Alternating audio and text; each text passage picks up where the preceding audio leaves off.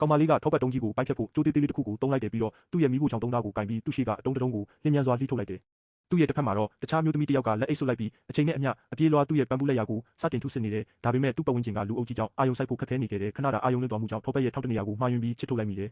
ကောင်မလေးကတော့စူညံတန်တွေကိုလုံးဝဂယုမစိုက်ပဲတည်ငြိမ်အေးဆေးစွာရှိနေခဲ့တယ်သူ့ရဲ့ဓာတ်ချက်တိုင်းကတိကျပြီးပိုင်နိုင်တေချာလွန်းတယ်ပြိုင်ပွဲကတဖြည်းဖြည်းပိုပြီးပြင်းထန်လာတယ်ကြည့်ရှုဖို့လူတွေလည်းပိုပြီးစုယုံလာကြတယ်ပြိုင်ပွဲဝင်နှစ်ယောက်လုံးကသူတို့ရဲ့အလုပ်ထဲမှာအပြည့်အဝနစ်မျောနေပြီးသူတို့ရဲ့ပန်းပူးရုပ်တွေကလည်းတဖြည်းဖြည်းပုံပေါ်လာတယ်ပရိသတ်တွေရဲ့မျှော်လင့်စိတ်လှုပ်ရှားမှုတွေကလည်းမြင့်တက်လာတယ်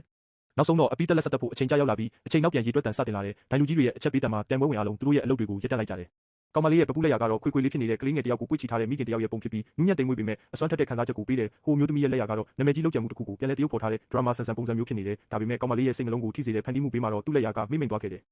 လူအုပ်ကြီးပြန်လဲထွက်ခွာသွားချိန်မှာတော့အနိုင်ရှုံးရလက်တွေကိုနောက်တနေ့မှကြီးညာမယ်လို့သိလိုက်ရတဲ့အမျိုးသမီးကပြိုင်ပွဲကျင်းပရာနေရာကနေတိတ်တဆိတ်ထွက်ခွာသွားတယ်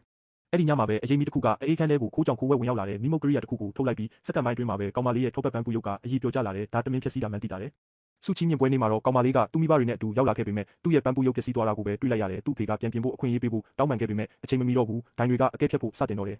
အမျိုးသမီးကတော့အနိုင်ရဖို့တေချာပြီးလို့ထင်နေခဲ့တယ်ဒါပေမဲ့ဒိုင်တွေကကောင်မလေးရဲ့ပျက်စီးနေတဲ့ပန်းပူရုပ်ကိုစိုက်ကြည့်ရင်သူတို့တော်တော်လေးစိတ်လှုပ်ရှားသွားကြတယ်ဒီလောက်ငယ်ရွယ်တဲ့ကောင်မလေးတစ်ယောက်ကဒီလိုမျိုးနည်းနည်းတဲ့ဇလန်တစ်ပုဒ်ကိုပုံဖော်နိုင်လိမ့်မယ်လို့ဘယ်သူမှမထင်ထားခဲ့ကြဘူး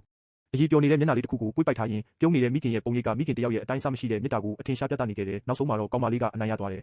အမျိုးသမီးကတော့ကြက်တေပြီးအံ့အားသင့်ကမလုံမရှက်ရက်နေခဲ့တယ်အဲ့ဒီနောက်ကောင်မလေးကသူ့စီကိုရှောက်သွားပြီးနှွေးထွေးစွာပွေ့ဖက်လိုက်တယ်အဲ့ဒီခိုက်တံမှာပဲအမျိုးသမီးကသူ့ရဲ့အရှုံးကိုနောက်ဆုံးတော့လက်ခံလိုက်နိုင်တယ်ကောင်မလေးကပြိုင်ပွဲကိုသာမကအဲ့ဒီအမျိုးသမီးရဲ့နှလုံးသားကိုပါအနိုင်ရသွားခဲ့တယ်